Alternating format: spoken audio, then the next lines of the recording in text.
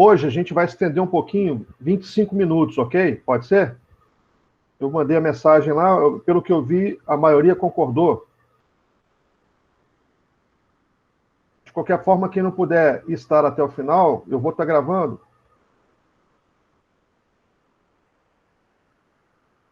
E aí eu tenho certeza que tudo vai dar certo. Eu vou disponibilizar as gravações depois, tá?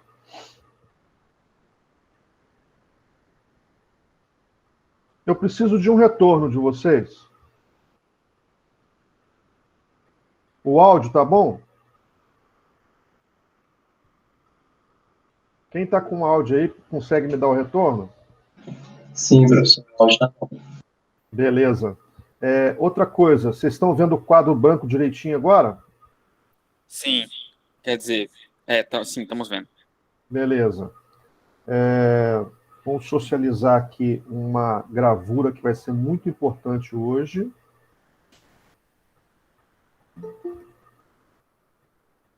Um minutinho, que eu já vou lá.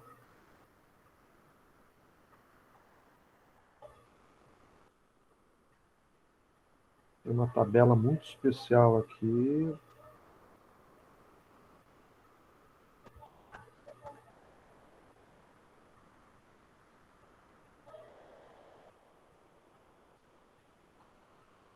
Bacana.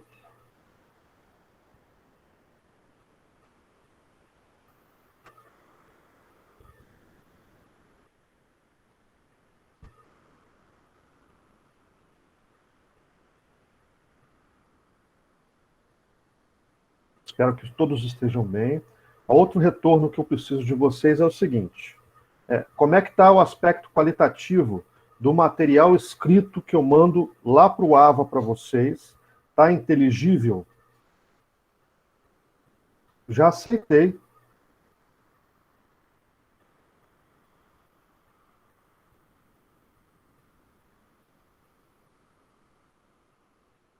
Uai, não apareceu para mim aqui não.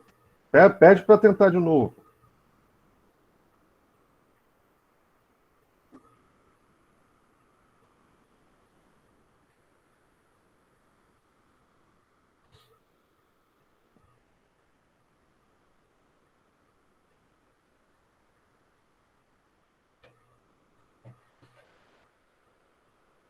Beleza. Vocês já olharam o material lá da primeira parte? Ele está inteligível? A minha preocupação está dentro das expectativas de vocês? Como é que é a base de vocês?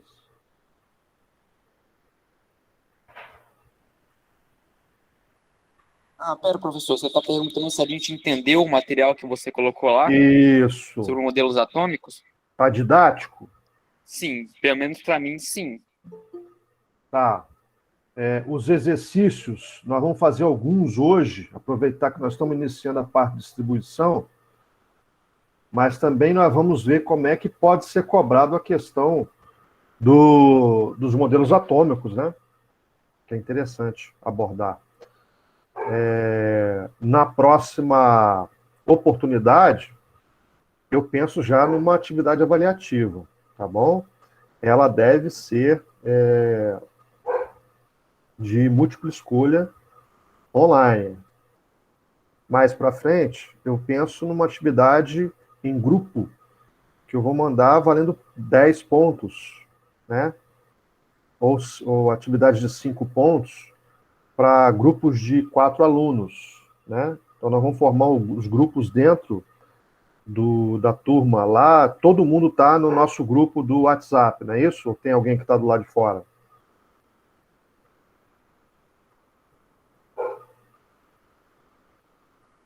Vocês já escolheram a líder ou o líder? Líder de sala? Representante.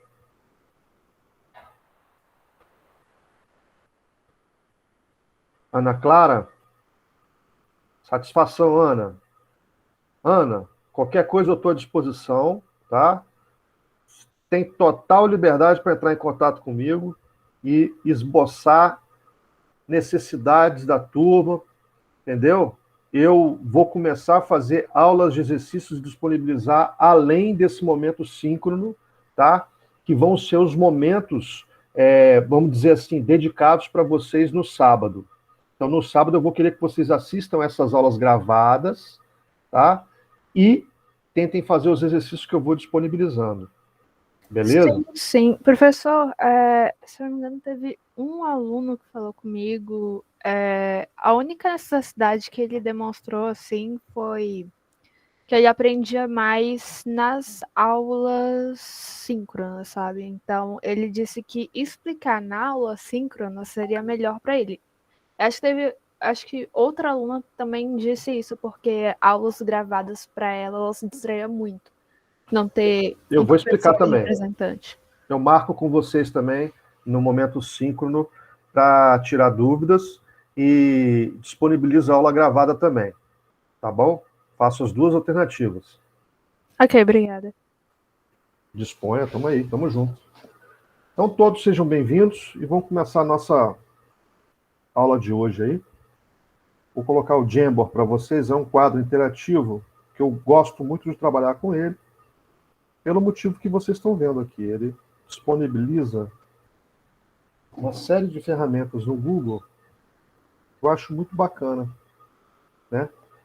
Se vocês linkarem aí, vocês vão poder aparecer aqui em cima com imagens de animaizinhos que vocês escolhem. E aí vocês vão poder interagir comigo quando eu fizer alguma pergunta.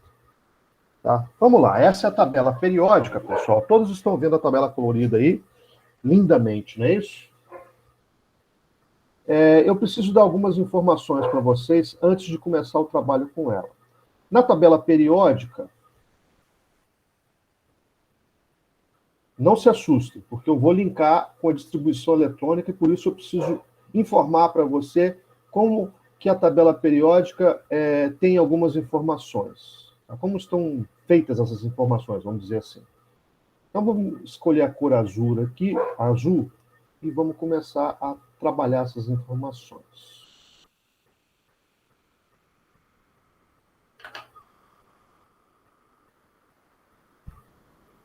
Deixa eu reposicionar ela aqui mais um pouco abaixo. Beleza. Bom, a tabela periódica, gente, ela tem 18 famílias. Vamos conferir?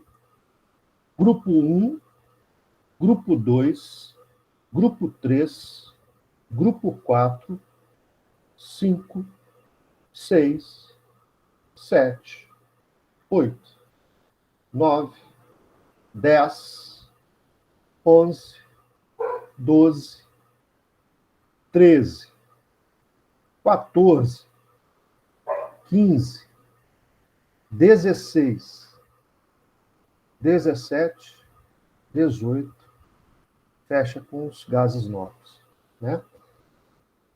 Esses dois grupos aqui de baixo, eles se enquadram respectivamente nessa posição e nessa posição.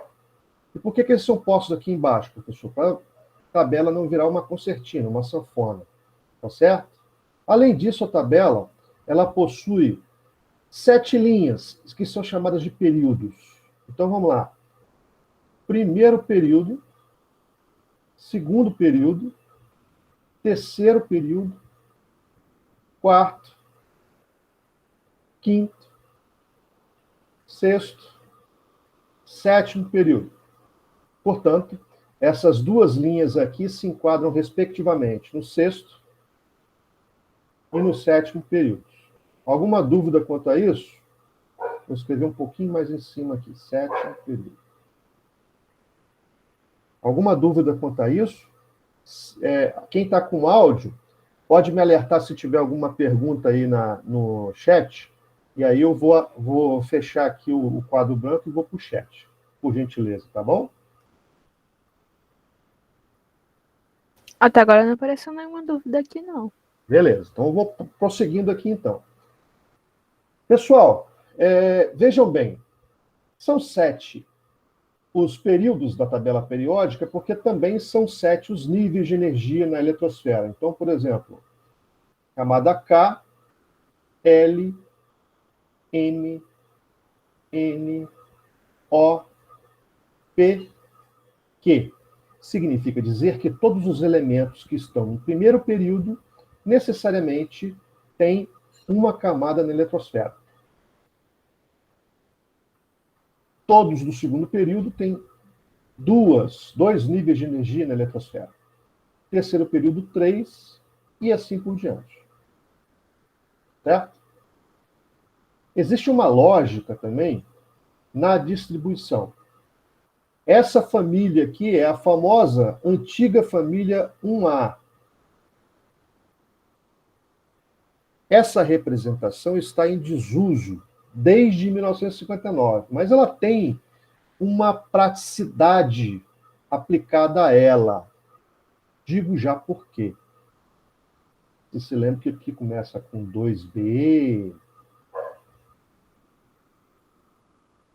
Não, 3B, né?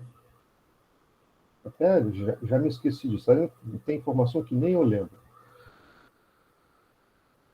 Aqui no meio estão as famílias B. Depois a gente confere direitinho, eu passo essa informação certa para vocês. E aí eu tenho certeza aqui que tem 4A. Errei o 4 aqui. Estou escrevendo conforme é o PAC. Tem gente que escreve errado aí, ela recomenda que se coloque em algarismo romano.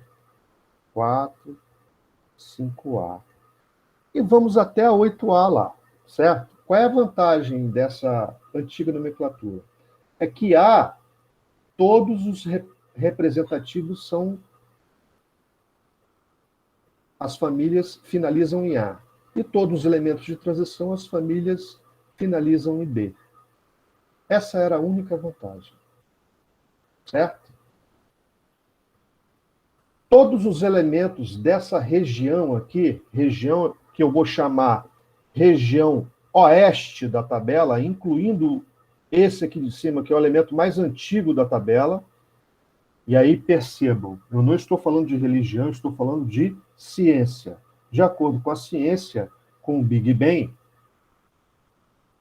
e de acordo com a teoria da nucleossíntese, esse é o elemento mais antigo. Quem é ele, professor? É o hidrogênio. Com fusões nucleares, o hidrogênio gerou o hélio, o segundo elemento mais antigo. Evidências que mostram isso, professor? Evidências são as estrelas mais antigas que foram estudadas já e que estão ao alcance do nosso planeta. Vai estar ao alcance, professor? Precisa estar muito próximo? Não, a luz dela tem que vir para cá. Pela luz dá para analisar? Sim. Posso demonstrar. Bom, então o hidrogênio é o elemento mais antigo, ele é colocado aqui. Não à toa, ele tem número atômico 1, e o hélio é o segundo mais antigo. A partir das fusões nucleares desses dois, surgem os demais, lítio, demais. Certo? Os elementos químicos, o nosso amigo, eu falo assim carinhosamente porque o ideologista da tabela periódica, um russo, Dmitry Ivanovich Mendeleev, ele pensou na tabela periódica, inicialmente, em ordem crescente de massas. Só que aí, algumas discrepâncias foram descobertas. Então, a ideologia de Mendeleev caiu por terra. Mas, como ele foi o primeiro a organizar a tabela periódica, ele continua sendo considerado o pai da tabela periódica, ou seja, o primeiro cientista a idealizar uma tabela no formato que ela se encontra hoje aqui. Certo? Ele foi capaz, por exemplo, mesmo organizando os elementos em ordem crescente de massa atômica, ele foi capaz de inferir, por exemplo, que se esse elemento que ele apresentou massa aqui, que era conhecido na época, e esse elemento aqui, que ele apresentou massa também era conhecido na época, existia, certamente esse elemento aqui, que não existia ainda, seria descoberto, e a média aritmética dos dois daria a massa atômica desse elemento aqui. Ele foi certeiro. É exatamente isso. Existe uma matemática na tabela periódica. Então, não impressiona hoje os cientistas tudo que Mendeleev afirmou. Foi um grande cientista, já na época dele. Né? Para quem teve que superar um deserto de gelo para chegar à faculdade, para estudar sozinho, pelas suas próprias iniciativas, porque a mãe dele tinha perdido o esposo e o pai do Mendeleev tinha estudado na Universidade de São Petersburgo. São Petersburgo voltou a ser Petersburgo, São Petersburgo, mas antes, durante a Revolução Russa, tinha o nome do ideologista lá da Revolução Russa. Leningrado. Exatamente. Que dá o nome da batalha mais sangrenta da Segunda Guerra Mundial, travada entre os russos e os alemães. Foi onde se perdeu mais vidas. A guerrilha urbana, pela primeira vez, dita assim, durante as guerras mundiais. Né? Bom, tem um filme muito interessante sobre isso aí. Se quiserem ver, ele está disponível, acho, no Netflix. Leningrado. Bom, mas prosseguindo a nossa ideia aqui, o Mendeleev teve que ir no lombo de uma mula para chegar até essa universidade e triunfou lá, na área de química. Né? Dentro dessa tabela periódica, existem aproximadamente 50 cientistas envolvidos, hoje, com tudo que ela tem. Tá? 100 anos de história, pessoal. E as mulheres têm que se orgulhar, porque tem a mão de uma grande cientista também, principalmente na descoberta de 2 elementos, dos quais destaca-se o polônio, em homenagem à terra da... Marie Curie, professor. Exatamente. Tem um filme dela também, que eu assisti recentemente, que também está disponível no Netflix. Meninas, assistam. Ela é uma guerreira. Ela foi, acho que 7 anos atrás, centenário da química, né? No ano 100 da química, quanto ciência, ela foi escolhida a matriarca do Brasil, a cientista que o Brasil escolheu como madrinha, né? Então, o Brasil homenageou nossa, esqueci de novo o nome dela. É remédio que o professor está tomando, pessoal, para não dormir. Enfim, mas vamos lá. Marie Curie, né? Marie Curie, pronto. Fantástica, tá? E o marido dela trabalhava junto com ela. Para quem não sabe da história, ela ganhou 2 prêmios Nobel, a única cientista a ganhar 2 prêmios Nobel na mesma área. Tá? O Linus Pauling ganhou também 2 prêmios Nobel. Eu disponibilizei para vocês a história do Linus Pauling, porque ele tem a ver com diagrama em vídeo lá nessa semana de aula para vocês, nessa quinzena. Vocês assistam depois, mas os prêmios Nobel que ele ganhou não foram na mesma área. Um foi na área de química, o outro foi na área da paz. Beleza. Dadas essas informações, eu vou informar vocês mais uma coisinha só. Vermelho, rosa, salmão, vamos dizer assim, roxo e lilás são cores dos metais adotadas nessa tabela. Os ametais são os verde claro e esse azul petróleo aqui também são ametais, porque ametais são aqueles elementos que não são metálicos. Os gases nobres são ametais também, só que são gases nobres, uma família especial, né? Mas são ametálicos. O hidrogênio também é um elemento ametálico. Ele não é metálico, ele só está aqui pela distribuição eletrônica dele, certo? Outra informação pertinente é o seguinte: nessa região aqui, todos os elementos finalizam sua distribuição em S. Nessa região aqui, Isso é importante vocês terem. Perdão. Todos os elementos finalizam sua distribuição em P.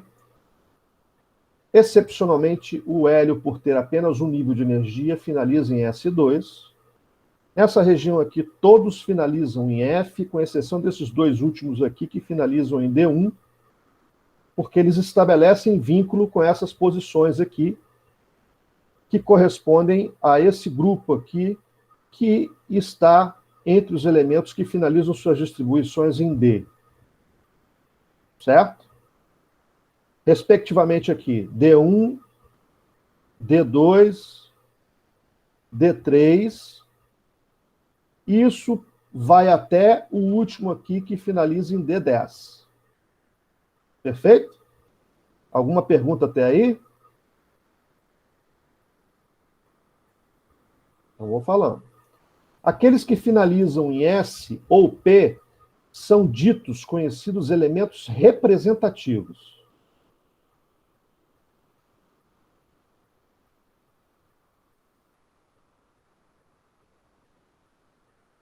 Aqueles que finalizam em D ou F são ditos elementos de transição.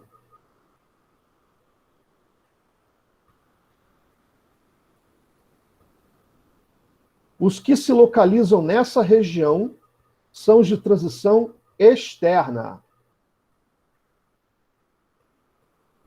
Enquanto os que localizam nessa região são os de transição interna. Professor, é isso mesmo? É. Cuidado para não se confundirem. Alguma pergunta? Nessa tabela, depois eu vou falar das famílias em especial, tá? Quando eu for dar aula de tabela periódica. O objetivo agora não é a tabela, é a distribuição eletrônica. Então eu vou escolher nada. Vou aqui usar letras hipotéticas. Alfa, símbolos hipotéticos, aliás, de elementos na tabela. Alfa, beta, gama, teta, tal, ômega. Parece a bunda do elefante aqui. Vamos dizer para vocês que o alfa tem número atômico 21. Então, o número atômico, que é a mesma coisa que Z, representa o número de prótons.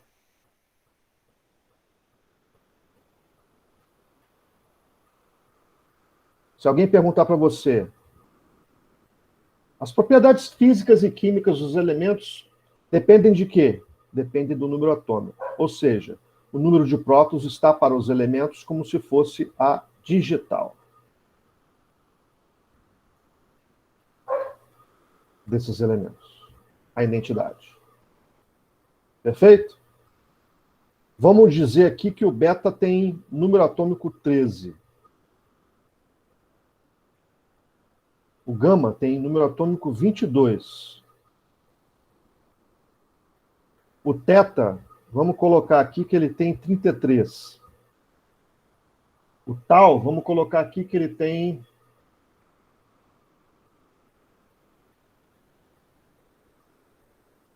17. E o ômega maiúsculo,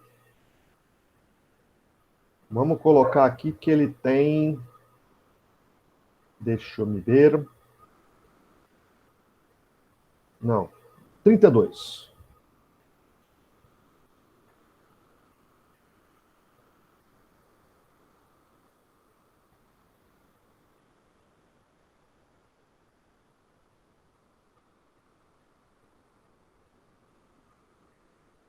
Os elétrons estão distribuídos numa eletrosfera conforme o modelo atômico mais atual que a gente aprendeu.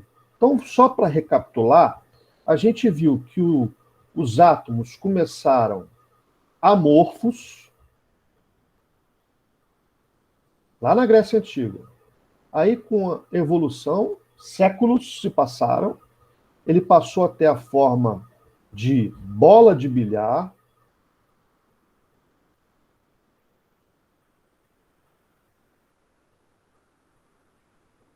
E aí já é Dalton.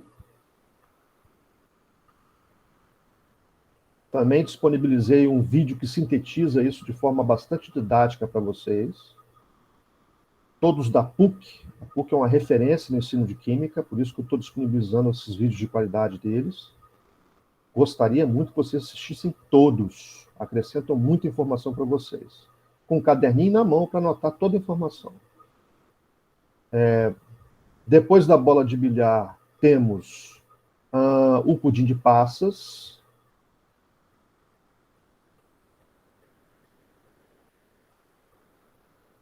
Se assemelha muito ao nosso manjar.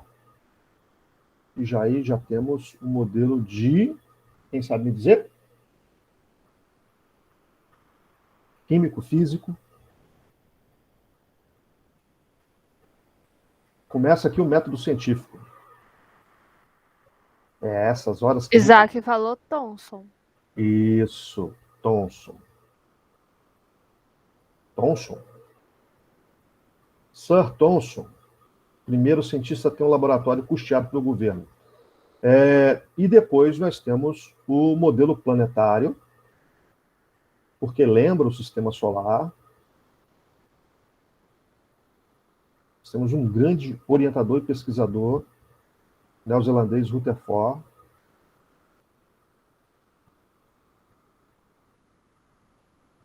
Na sequência, não menos importante, o modelo de Rutherford-Bohr, que é o modelo quântico. Sempre eles falam Rutherford-Bohr, eu penso... Eles tinham o mesmo nome mesmo, Rutherford, ou... Tem. É esse nome mesmo, Rutherford-Bohr, em respeito ao Rutherford, porque ele aproveita a configuração planetária, mas coloca aqui, não sei se você vai se lembrar que o Rutherford coloca os elétrons distribuídos aleatoriamente. Como se fosse uma grande fazenda, onde a sede é o núcleo, os bois são os elétrons, e aqui seria a cerca. Limite. Ele não explica por que os elétrons ficam em órbita. Bohr já coloca a questão energética e já tem a informação dos prótons e nêutrons descobertos. Portanto, já tem 3 partículas básicas. E o principal, coloca a ideia de níveis de energia, ou seja, ele funda, junto com Einstein, Max Planck e alguns outros físicos da época, a física quântica. Física, química quântica, todas as duas ciências bem em interseção, né? Beleza? Onde a divulgação principal dele diz o seguinte: todo elétron tem uma energia específica, isso continua até hoje, que não oscila, isso mudou um pouco, oscila um pouco, essa energia do elétron. Mas a energia é específica, sim. Quanto mais próximos do núcleo os elétrons ficam, mais específico será, ou melhor, mais específicas será, ou melhor, serão as energias desses elétrons. Porque os elétrons que estão mais próximos do núcleo têm menor grau de liberdade. E sendo assim, a energia deles oscila muito menos do que os elétrons que estão mais distantes do núcleo. Aí você me pergunta, mas esse modelo é o mais aceito hoje, professor? Não, o modelo mais moderno, não é didático, a gente não trabalha com ele. Ele concebe o átomo com partículas. Ao todo a gente tem, se eu não me engano, 8 ou 9 partículas nucleares já, onde uma delas um brasileiro descobriu, né? Eu comentei com vocês na última aula, quem sabe me lembrar o nome do brasileiro? E a partícula que ele descobriu?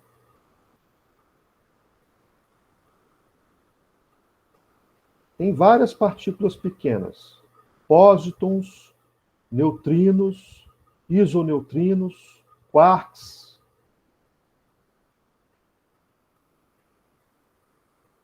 Quem sabe me lembrar o nome do cientista brasileiro?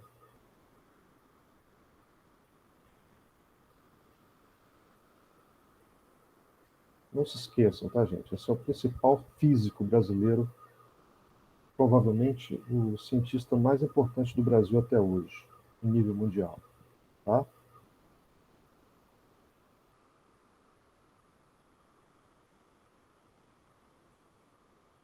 Quando vocês se formarem, principalmente se vocês forem para a área de tecnologia e ciência, vocês vão ter um currículo dentro dessa plataforma aqui, que é uma plataforma do Conselho Nacional de Pesquisa, CNPq, que se chama Plataforma Lattes. Nela, você coloca toda a sua vida acadêmica. Professor, você tem um currículo lá? Tenho. Tudo que eu fiz está lá. E tudo que eu fiz e que eu relato que eu tenho lá, eu tenho que responder pelo que eu relatei. Ou seja, tem fé pública o currículo Lattes. Tá bom? Para que isso? Para na hora que você for participar de um concurso, na hora que você for tentar fazer um mestrado, doutorado, pós-doutorado, ou uma publicação, você vai registrando toda a sua vida acadêmica ali. Beleza? E tem fé pública, é reconhecido mundialmente esse currículo Lattes brasileiro. Tá bom? Esse modelo aqui é o modelo mais aceito hoje. Vejam que nele nem sempre as eletrosferas são concêntricas, ou seja, essa esfera que eu estou chamando de núcleo, nem sempre ela é concêntrica em relação às órbitas dos elétrons. Ok? Por quê? Porque alguns elétrons podem oscilar energeticamente. Então, por exemplo, quando eles estão mais próximos do núcleo, a energia deles é menor. Quando eles estão mais distantes do núcleo, a energia deles é maior, o grau de agitação é maior. Mas ela oscila muito, professor? Não, mas a oscilação é suficiente para alterar a órbita desses elétrons. Não o suficiente para tirar esses elétrons dos átomos. Tá bom? Alguém sabe explicar por que, professor, isso acontece? Ainda não. Existem perguntas que ainda não têm respostas. E a ciência persegue essas respostas. Eu acho que vai perseguir por muito tempo. Tá bom? Eu estou tentando lembrar o nome do cientista, mas nomes nessa época de pandemia não está sendo o meu forte. Eu vou colocar para vocês à disposição um infográfico com um esquema bem bacana, dando os informes dos nomes todos dos cientistas que participaram desse processo do modelo atômico. Importa para nós o quê? Esse é o modelo que a gente vai usar. É um modelo didático. Nesse modelo, as contribuições de Max Planck, Bohr e Einstein estão embutidos. Certo? Bom, quem desenvolveu o diagrama para ensinar didaticamente como os elétrons se portam na eletrosfera foi Linus Pauling? Bom, um modelo divulgado, sim, mas a teoria que possibilita gerar o modelo, não. Né? Não foi ideia dele. Foi ideia desse cientista que eu acabei de citar. Max Planck, Bohr e Einstein, em conjunto. Certo? Heisenberg também teve participação nisso daí. Mas o Linus Pauling foi o primeiro químico a ter a ideia de desenvolver um método matemático, uma ferramenta matemática baseada no triângulo de Pascal, que possibilita didaticamente que os alunos aprendam como os elétrons estão dispostos na eletrosfera, sem precisar decorar, a não ser o próprio diagrama. Eu vou ser sincero com vocês. Eu forneço E quero que vocês consultem. Mas no Enem vocês não terão. Então, com o tempo, vocês vão ter que aprender a fazer esse diagrama sozinhos. Porque vocês serão cobrados quanto a isso. Coloque esse diagrama sempre do seu lado, na hora que você for fazer as distribuições, e nada dará errado. Automaticamente você vai memorizá-lo.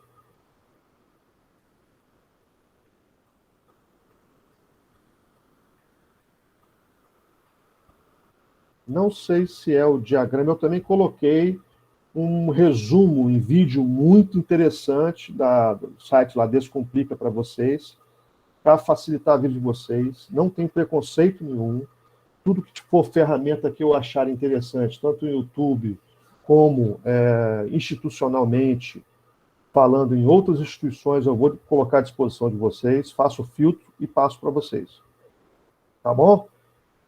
Ele colocou aqui setas que indicam crescentes energéticas para que os alunos saibam que os elétrons são distribuídos em ordem crescente de energia e que, embora hajam níveis de energia, alguns elétrons fogem a essa regra de níveis e, apesar de estarem mais distantes ou mais próximos, desculpa pelas setas tortas, eu vou disponibilizar Vou fazer o seguinte, vou fazer isso agora. É muito mais didático, né?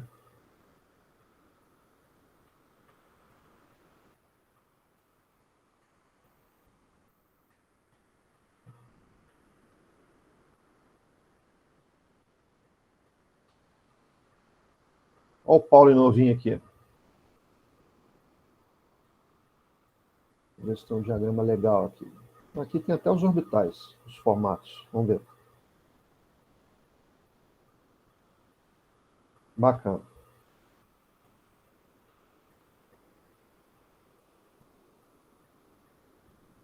Aqui estão os níveis de energia, o diagrama de Pauli, certo? A forma teórica dos orbitais, tá? De acordo com o movimento que eles desenvolvem.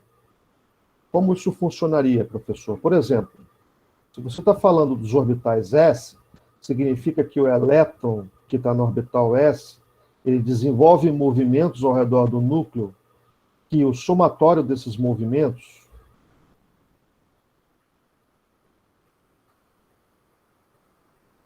durante a órbita desses elétrons gera uma imagem computacional, graficamente, que lembra uma esfera.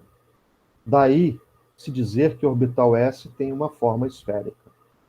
Então, se eu tiver esse cara aqui como um S, o 2S, para ser superior a ele, o elétron está numa camada superior a ele, teria que ser uma esfera um pouquinho maior. Óbvio que eu não tenho um desenho perfeito, mas eu vou tentar desenhar uma esfera um pouquinho maior. Aí seria o 2S. E o 3S, professor? Ao redor do núcleo, o movimento que o elétron faz. Entenderam de onde que sai esse formato? Ah, professor, então o formato de 2P, que é um halteres, 3D, que é um halteres com anel, 4F, que aí já começa a viajar pra caramba, e, enfim, os orbitais híbridos, que daqui a pouco eu falo o que isso significa, para vocês não se confundirem agora, né? São fictícios? Fictícios nem tanto. Matematicamente eles são comprovados, mas ainda falta comprovação científica de constatação de foto para esses que eu estou pontuando aqui. Para o S já foi visto já. Ok? Todos os demais calculados matematicamente e no computador pela computação gráfica, somando-se todas as posições possíveis para o elétron ao redor do núcleo, essas imagens foram obtidas. Professor, um pouquinho complicado. Porque a gente está começando a falar de quântica. E isso, se fosse fácil, não era para poucos. Vamos lá. Vamos no que nos importa em nível de primeiro ano do ensino médio técnico. Camada K tem um subnível, subnível S. Camada L, 2 subníveis, S, P. Camada M, 3 subníveis, S, P e D. Camada N, S, P, D e F. Matematicamente, o que subsidia esse triângulo é a parte da matemática que chama-se triângulo de Pascal. Então, significa que, se ainda não enunciaram para você que existem os subníveis nos níveis 5, 6 e 7, existem esses subníveis em cinza aqui, os cientistas acreditam que eles serão subníveis a serem descobertos e que, por esse motivo, existem mais elementos no grande universo que a gente não conhece. E a gente tem motivos para acreditar nisso, pessoal. Afinal de contas, o nosso planeta Terra é um grãozinho de areia no meio do universo. Nós não conseguimos sair, enquanto civilização humana, não conseguimos sair sequer do sistema solar. Sequer do nosso planeta nós saímos ainda para ir para outro planeta. Para ir para a Lua, beleza. Eu disse astronauta. Pisar em Marte não conseguiu fazer ainda. É o próximo passo. Vai demorar. Mesmo com as evoluções que estão aí sendo divulgadas. Pessoal, tem alguém que tem alguma pergunta?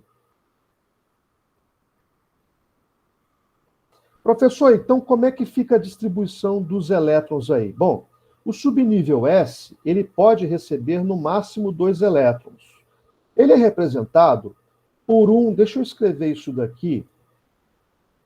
Limpei o frame e apagou tudo. Nossa, cabeçudo. Deixa eu puxar de novo isso aqui.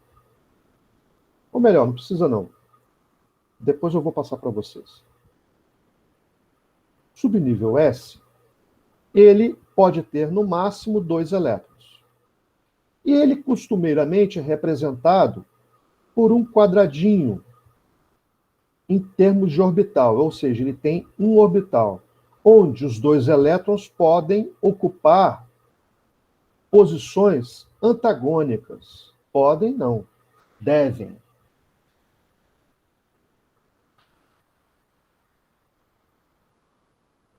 Quando o Pauling enunciou isso daqui, ele tinha os seguintes subsídios. Primeiro, o princípio de exclusão de Pauli. Pauli é um físico, outro cientista. Segundo Pauli, os elétrons seriam distribuídos de acordo com a menor energia de repulsão possível. E ele também tinha o subsídio de Randi. Para falar a verdade, eu não sei como é que é a pronúncia até hoje. Segundo Randi, os elétrons que ocupam o mesmo orbital, necessariamente eles têm spins contrários. O que vem a ser o spin, professor? É o seguinte: para que a repulsão seja reduzida a um mínimo tolerável, o elétron ele gira em torno do seu próprio eixo. Então, imagine o elétron sendo uma esfera, como a gente corretamente imagina, e que ele gire nesse sentido. Como ele é uma partícula com carga, ele gera um campo eletromagnético. Quando ele gira no sentido horário, nesse sentido que eu estou colocando da seta aqui, o campo eletromagnético gerado usa a mão direita e coloca o dedinho polegar. Vou colocar o vídeo para vocês verem aqui, que vai ser necessário. Todos estão me vendo. Sim, sim. Regra da mão direita. Está girando no sentido horário. Peraí, deixa eu ver o sentido horário direitinho aqui. Peraí. Ponteiro. Não, assim é anti-horário. Assim é horário, né? Isso aí. Girando para o sentido horário, qual o sentido do meu dedo polegar? Para baixo ou para cima?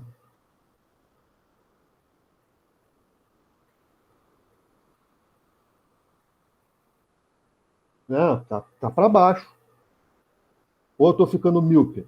Ou Não, tá pra baixo, é que eu pensei que você estava perguntando qual era o próximo movimento. não, polegar. Meu dedo polegar tá para onde? Tá aqui, né? Tá pra baixo. Tá para baixo. Agora, girando no sentido contrário, qual o campo eletromagnético gerado? Vocês entenderam como é que é possível prever o sentido do campo eletromagnético de uma partícula carregada que gira em torno do seu próprio eixo? Regra da mão direita. Ok? Se ela girar no sentido horário, o campo eletromagnético é para onde? Dedão, polegar para baixo. Se Eu acho que girar no sentido anti-horário, o sinal eletromagnético vai ser para onde? cima. Para cima. Então, para que o elétron faz isso, professor? É o seguinte, ele precisa reduzir a repulsão, porque os dois vão estar no mesmo orbital. Então, eles vão estar como se fosse lado a lado. Claro que não vão estar lado a lado, mas vão estar próximos, na mesma órbita. Então, necessariamente, eles têm que ter sentidos contrários de movimento. Para quê? Para gerar campos eletromagnéticos opostos. Esses campos eletromagnéticos opostos recebem um nome. Para quem sabe um pouco de inglês, spin, traduzindo, é o giro rotacional. Certo? Então, por isso, esse símbolo, spin. Eu lembro até de Viçosa, que eu estudei em Viçosa, e o mineiro fala assim, meio rapidinho, né? Não é sacanagem com o mineiro, não, pessoal. Porque tem algum mineiro na sala, não se sinta sacaneado, não. Eu gosto muito do povo mineiro, viu? Mas o fato é que o cara escrevia no boteco dele lá que tinha traíra sem spin. E ele escrevia assim, ó, spin assim. Aí adivinha quem foi tomar cerveja lá no boteco dele? Os químicos e os físicos. Era o bar da gente. A gente se reunia lá. É o lugar que tem traíra sem spin. E ele atraiu os químicos e os físicos lá. Virou o bar da físico-química lá. Reunião nossa. Só tinha doidão lá. Enfim. Os elétrons, então, por isso que eles ficam em sentidos contrários dentro do orbital. Professor, por que o orbital é o quadradinho?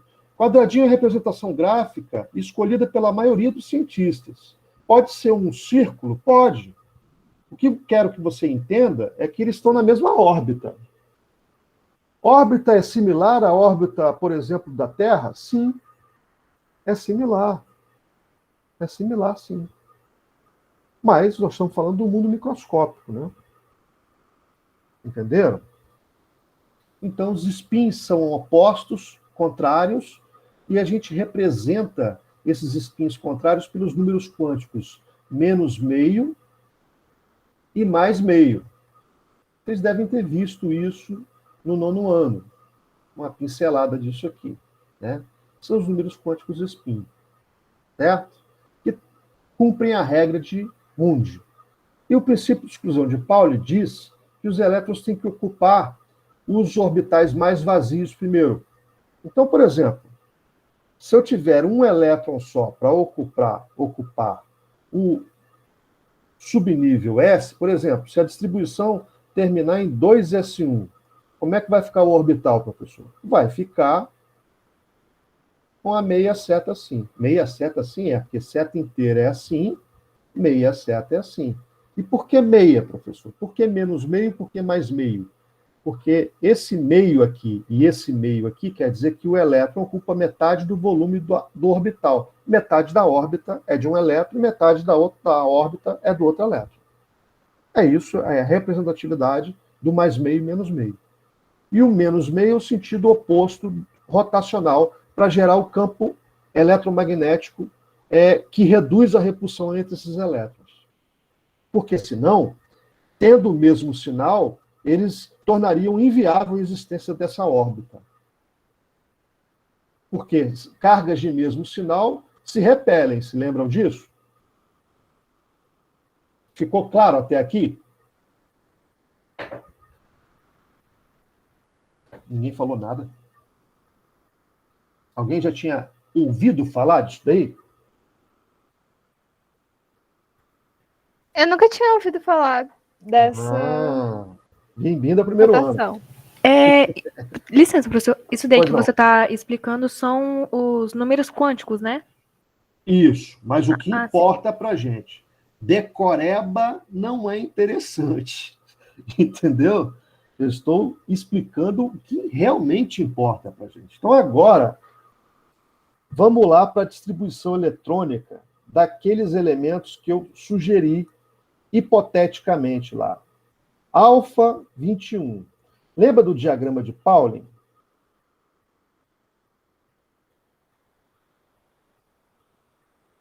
Sim. Todos têm um diagrama de Pauling em mão? Ou vão confiar em mim? Confiaremos em tu. Beleza. Se tiver alguém com diagrama de Pauling aí, me ajuda, porque nem tudo eu lembro de cabeça, tá? Memória ultimamente está sendo complicado. Vamos lá. Distribuição disso aqui em ordem crescente de energia. 1s2. Lembre-se que tem que seguir as setas diagonalizadas. Então, ó, 1s2, 2s2, 2p6, 3s2, 3p6, 4s2. Dão uma pausa aqui para contar. 2 e 2, 4, e 6, 10, e 2, 12, e 2... Perdão, e 2, 12, e 6, 18, e 2, 20. Vou somar de novo. 2 e 2, 4, e 6, 10, e 2, 12, 18, 20. Então, nós temos 20 elétrons distribuídos até então. Professor, mas isso aqui não são prótons? Sim, mas se ele está no estado elementar, o número de prótons é igual ao número de elétrons, correto? O próximo subnível já é o subnível P. P?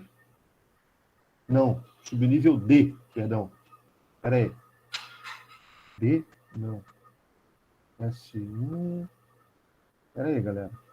Confere aí para mim, alguém, com o diagrama. Vamos aí, agora, tá vendo? É 3D.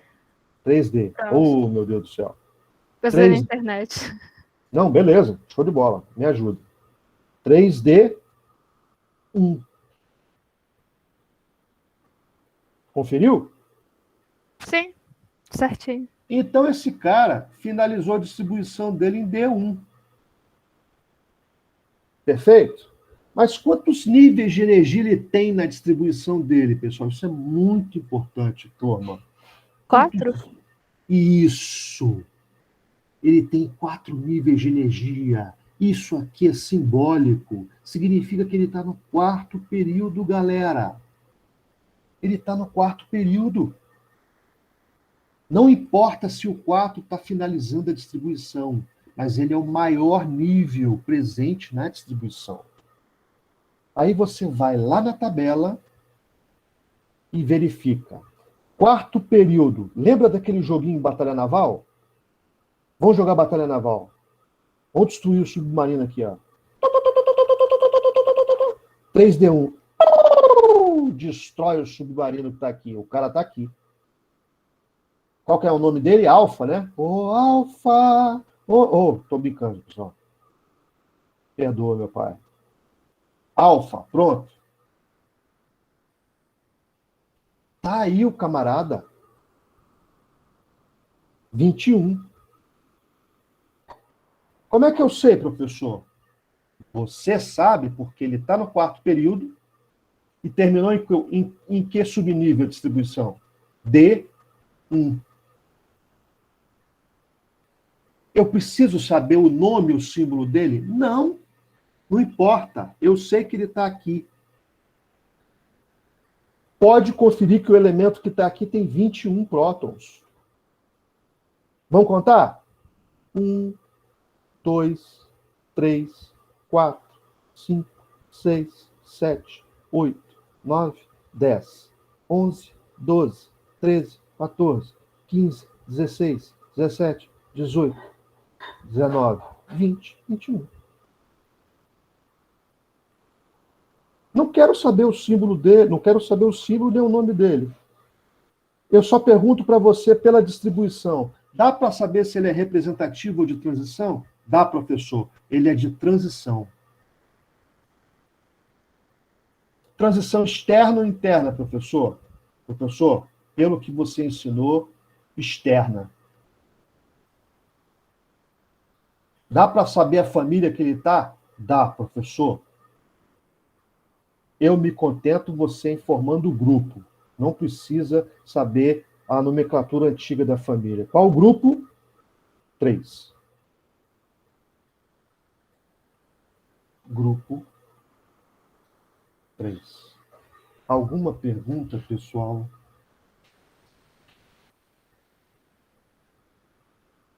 Não tô vendo nenhuma pergunta, não. Beleza. Essa turma é boa, hein? Poxa, vou poder preparar as provas em nível de ITA para vocês. Que gostoso. Professor, tem mais alguma informação em termos de... Tô brincando, pessoal, relaxa. Mas o objetivo é esse, tá? Formar alunos em nível de qualquer tipo de concurso daqui para frente. E formar uma equipe para participar em Olimpíada de Química aí para frente, tá? Por favor, não me coloque, eu sou horrível com química. Não, nós vamos mudar essa rotina. Você vai amar a química, vai saber da química, porque a química faz parte de você. Quando você respira, você tem química. Quando você apaixona por algum menino ou menina, você tem química. Quando você efetivamente se alimenta, é química. Quando você toca nas coisas que estão ao seu redor, você está tocando em coisas que são feitas de química. É muito importante. A única importante. química que eu conheço é a que rola entre os meus chips. Só isso. Mas você saberá de muito mais, se Deus quiser. Professor? Pessoal, só para concluir aqui a informação, além dessa distribuição em ordem crescente de energia, nós temos a distribuição em ordem geométrica, que nada mais nada menos é pegar essa distribuição aqui e colocar em ordem de camada. Como assim, professor? Assim, ó. Pega exatamente essa distribuição, eu vou colocar entre parênteses aqui embaixo, tá? 1S2, dá para enxergar? 2S2, 2P6, 3S2, não sei se vai caber, tomara que caiba. 3P6, 4S2, não, que 4S2? Tem que estar em ordem de camada, então o 3D vem para cá. 3D1 e 4S2. Aí percebam, ele está em ordem de camada, porque você aqui consegue saber, na camada K ele tem quantos elétrons? 2. Na camada L, 8. E 8 feio, professor? É. Na camada M, 11. Ô, professor, precisa decorar, não? A gente falou que precisa decorar. Tá doido? Guarda sua memória para coisas mais importantes. 2, 8, 11, 2. Essa é a distribuição em camadas na eletrosfera. Tinha uma colega que ia fazer pergunta. Eu acho que é a Ana, né, Ana? É a Ana que está falando? É, Amanda. Ô, Amanda, manda aí, desculpa aí. Se não for incômodo, você pode explicar, tipo, superficialmente de novo esse negócio de transição externa e interna? Superficialmente. Bom, eu vou tentar entender o que é superficialmente. Não, é que pode, não sei se vai demorar ou pegar muito tempo. Ah, tá. Vai ser rapidinho. Uhum. Todos que finalizam em S e em P suas distribuições são elementos representativos. Todos que finalizam suas distribuições em D ou F são elementos ditos de transição. Se terminarem em D, como é o caso do alfa que a gente acabou de distribuir, é de transição externa. Se terminasse em F, seria de transição interna. Fui superficial o suficiente? Sim, agora eu consegui pegar melhor. Obrigada. Beleza. Vamos ver um diferente aqui. 32. 1s2, 2s2, 2p6, 3s2, 3p6, 4s2, 3d10, e até agora eu tenho 30. Faltam 2. Aí vem o 4p.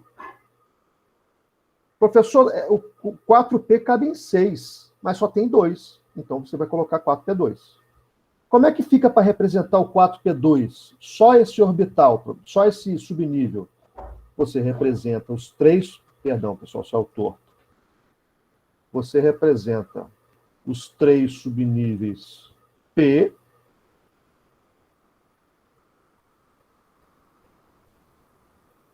e aplica o princípio de exclusão de Pauli. Coloca o primeiro elétron aqui e o segundo elétron aqui. De forma que o número quântico magnético do primeiro vai ser -1, e o número quântico magnético do segundo vai ser 0. A posição +1 fica desocupada porque não tem elétron suficiente. Eu estou representando aqui somente o subnível 4p2, que é o último aqui. Pergunta: quantos níveis de energia tem nessa distribuição? Hein? Qual o nível de energia mais avançado nessa distribuição? 4. Então, é o elemento que está no quarto período. Estou abreviando aqui, tá, gente? Está no quarto período. Mas veja uma coisa. Se eu perguntasse para vocês aqui, quantos elétrons de valência tem esse elemento hipotético alfa aqui? Vocês me falariam o quê? Quem é que está na camada de valência? É o 3D? 3D1? Não. O 3D é o mais energético. É o 2P, mas não está na camada de valência. 4P2. É o 4s2 aqui. Ah, é que eu olhei de baixo. Então, quantos elétrons de valência ele tem? 2. Dois. E assim você representaria ele de acordo com a representação de Lewis. Gilbert Lewis criou essa representação somente para os elétrons de valência. Meu professor me ensinou, meu professor do nono. Isso. Somente os elétrons de valência aqui. Gilbert Lewis desenvolveu esse modelo aqui. Você representa os elétrons de valência aqui. Essa é a diferença básica entre os elementos de transição e os elementos representativos. O elétron mais energético dos representativos, ele está exposto na camada de valência. O elétron mais energético dos de transição não está exposto na camada de valência, pessoal. Isso faz com que os metais de transição sejam prioritários. Os metais que se concentram nessa região são os prioritários na construção de estruturas metálicas. Por quê, professor? Porque o fato deles não serem tão energéticos significa que eles não são tão reativos, eles não são tão suscetíveis a reações. Portanto, eles não são tão suscetíveis à corrosão, que é um tipo de reação química. Ô, professor, eu não sabia que corrosão era uma reação química. Pois é uma das. Muita coisa você vai aprender aqui, meu amigo, minha amiga. É por isso que nós estamos aqui. O mundo da ciência é uma grande ciranda, um parque de diversões que nós vamos brincar de aprender. Muito gostoso. Espero que vocês gostem de toda a viagem nossa. Falar em viagem, vamos brincar um pouquinho? Alguém tem alguma pergunta em falar nisso, em brincadeira? Eu vou chamar um site aqui que eu gosto muito. Enquanto ele está abrindo, eu vou voltar lá para o quadro. Brincadeira? É uma brincadeirinha, eu gosto de brincar. Vamos lá, só para continuar, para fechar a ideia desse daqui. Quantos elétrons de valência tem esse ômega aqui, que parece uma bunda de elefante? Como é que eu representaria ele com os elétrons dele de valência? Coloca o símbolo e 2 pontos. Opa, cuidado. Ah, A camada 4 tem 2 subníveis da distribuição. 2 desses elétrons são os mais energéticos. E 2 deles não são os mais energéticos. Significa que até 2 elétrons ele está disponível a doar com facilidade, relativa facilidade. Porque você também não pode esquecer que quando você tira a primeira bala de uma criança, a segunda bala já é complicado. Vou dar um exemplo mais palpável. Pega um cachorro que, mesmo sendo seu, ele é brabo. Você sabe que ele é brabo. Você tira o osso dele, tem 2 ossos que você deu a ele. Você tira o primeiro osso, beleza, ele deu mole. Vai tirar o segundo. O que possivelmente ele vai fazer com você? Aqui é parecido. Se você tira o primeiro elétron, ele até sai com relativa facilidade, dada a quantidade de energia dele. Mas como você tirou um elétron, o cara já vai ficar positivo se você tirar um elétron. Então, para tirar o segundo elétron, vai ser complicado. Mas isso é um assunto mais para frente. Não é assunto para agora. A gente, nessa brincadeira que eu vou propor para vocês, eu posso até brincar um pouquinho com a formação de íons. Posso não. Vou brincar. Entenderam como que fica a representação de Lewis para eles? Entenderam ou notaram que eu coloco os elétrons em pares? Isso não é regra não, pessoal. Não cobro isso. Eu coloco para que vocês se lembrem que eu gosto de uniformidade, que os elétrons têm uma uniformidade. Querendo ou não, a gente tem que saber disso. Então, eles exercem uma uniformidade que depende da menor energia de repulsão possível. Certo? Então, eu procuro seguir isso daí. Qual seria a posição desse elemento hipotético na tabela? Ele está no 4º período, a gente já sabe, e ele terminou a distribuição dele em quê? P2. Vamos lá para aquela tabela lá. 4º período, P2. Vamos jogar Batalha Naval. Opa, ele está aqui. Bum! Destruiu o submarino. Professor, você é meio doido. Eu sou. De químico e louco, todos nós somos um pouco. Nossa, ninguém fala nada. Eu estou brincando, pessoal. Ai. Não quero colocar medo em vocês, não. Relaxa. P2, 4º período. Quantos elétrons? Quantos prótons? 32. Quer conferir? Então confere. Ele está aqui. 1, 2, 3, 4, 5, 6, 7, 8, 9, 10. 11, 12, 13, 14, 15, 16, 17, 18, 19, 20, 21, 22, 23, 24, 25, 26, 27, 28, 29, 30, 31, 32. Vamos, isso é mágica? Não, isso é ciência. Vamos fazer um pouco mais de ciência. Vamos para um site onde a gente pode brincar um pouquinho com a experiência científica. Simulations. Vamos lá. Chemistry.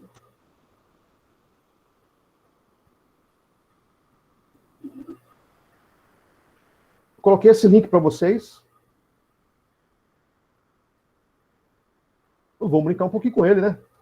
Construa um átomo.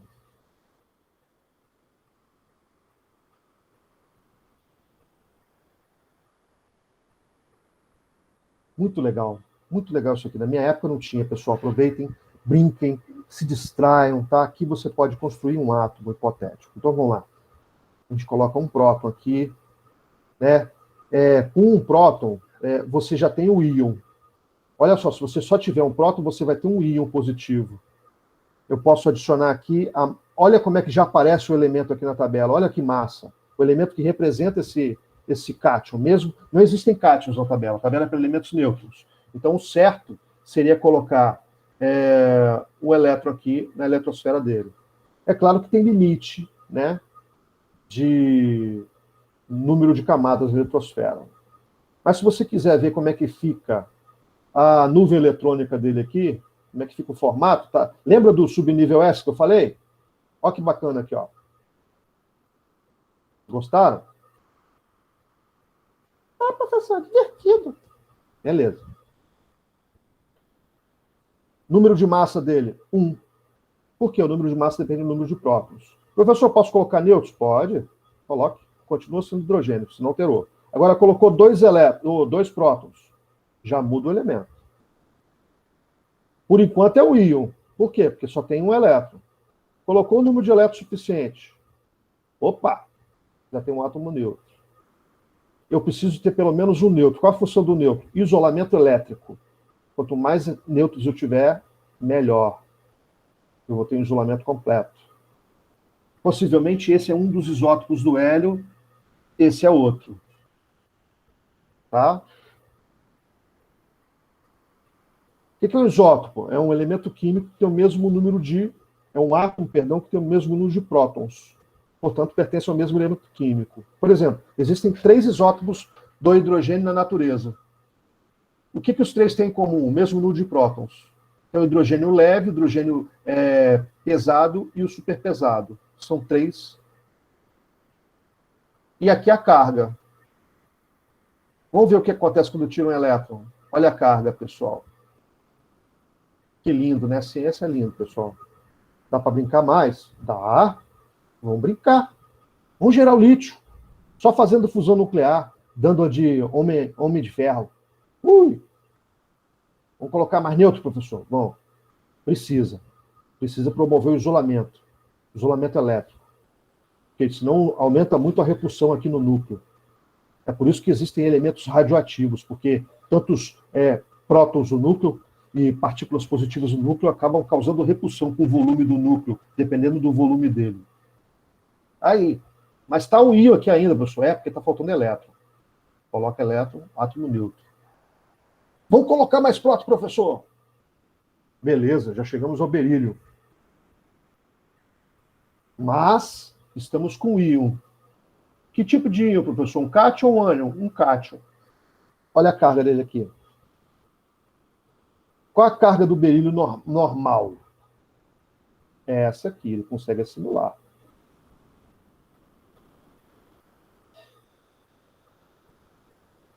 Mas ele consegue assimilar também mais um.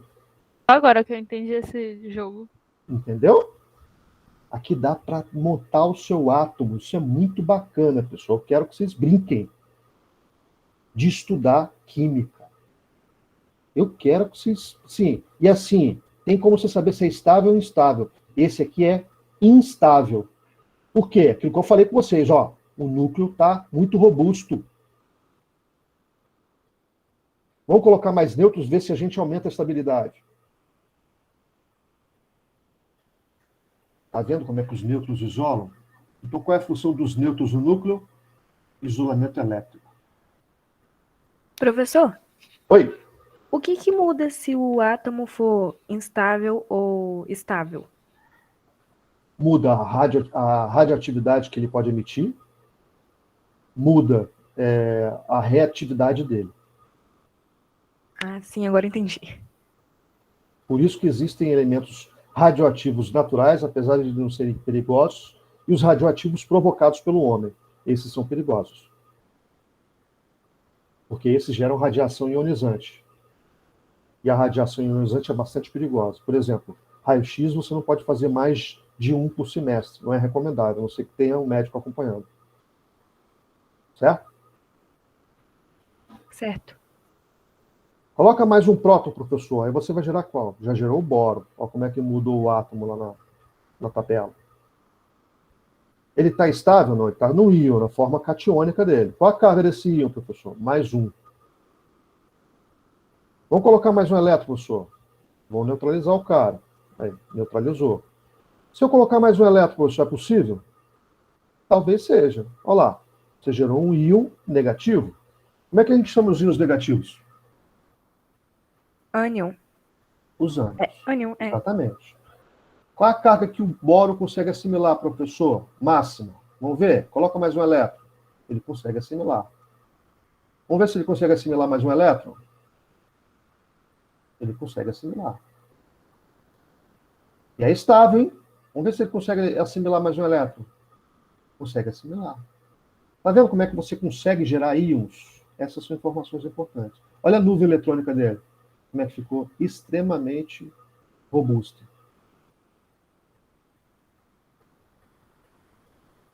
Vamos mudar para os orbitais de novo, as órbitas. Vamos colocar mais prótons. Vamos bagunçar esse trem. Geramos um carbono altamente instável. Vamos estabilizar esse cara. Colocamos mais nêutrons. Qual a característica desse carbono? Ele tem carga -3. Vocês vão ver mais para frente que essa carga aqui a gente conhece com o nome de número de oxidação. Beleza, pessoal? Gostaram de brincar com esse site? Tem outras possibilidades. Achei meio confuso. Tem muita informação. É para vocês explorarem. Esse é um site científico. É um site de experiências online.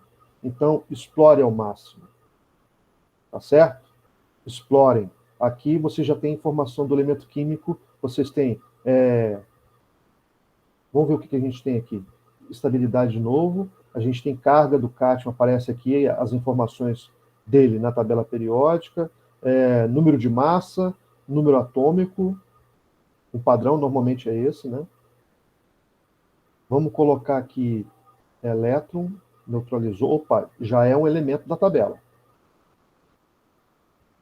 Quando ele é cátion, ele não é elemento da tabela ainda. Ele é um cátion. Aqui ele virou um elemento da tabela. Professor, os elementos, então, não são átomos. Eles, na verdade, representam os átomos. Sim. Eles representam conjuntos de átomos que são encontrados na natureza. Por exemplo, os átomos que existem na natureza, que são conhecidos como hidrogênio, eles têm o mesmo número de prótons. São isótopos. Todos eles são naturais. Podem ser gerados, professor? O mais pesado pode. Para falar a verdade com você, qualquer um deles pode ser gerado numa usina nuclear. E também nos corredores de bombardeio eletrônico. Já ouviram falar no CERN? Nunca ouviram falar? No maior corredor de acelerador eletrônico do mundo, que fica entre a Áustria e a Alemanha, é o maior laboratório de experiências de fusões nucleares que existe no mundo. Lá é possível que o homem faça experiências e criem átomos. Por isso que a teoria da nucleossíntese está sendo sustentada atualmente. Acredita-se que tudo nasceu a partir das estrelas. Qual a composição química das estrelas? O Sol, por exemplo, que é uma estrela, ele tem como composição primordial hidrogênio e hélio. Não é à toa que a teoria que considerava o Sol como centro do universo é chamada de teoria heliocêntrica. Mas a maior concentração que existe no Sol não é de hélio, ironicamente. Professor? É de hidrogênio. Fala aí. Desculpa, é que já passou bastante do horário e eu tenho que fazer algumas coisas, então Desculpa, eu que peço. ir. Tá. Só faz uma gentileza para mim. Pode dizer. Coloquem o nome de vocês e presente na frente. Obrigado pela presença, tá? Nada. E um beijo no coração aí. Ótimo final de semana. Semana que vem a gente se vê novamente, beleza? Obrigada. Qualquer coisa, manda uma mensagem para o grupo. E a representante, boa representação e estou à disposição, tá, Ana? Um grande abraço para todos aí também. Tudo de bom. Fique com Deus. Sim. Qualquer coisinha eu falo. Fechou. Aquele abraço, pessoal. Explorem o site, viu? O link dele está no Ava. Valeu. Vou parar a gravação. Posso? Ou tem gente que vai escrever ainda? Beleza, eu espero.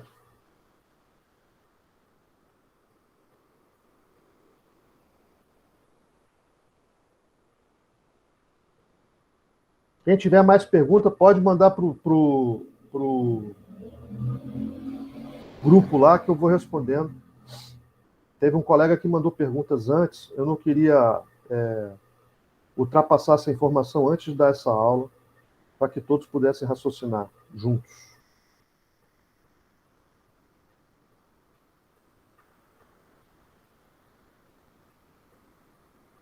Beleza? Posso fechar a gravação, então?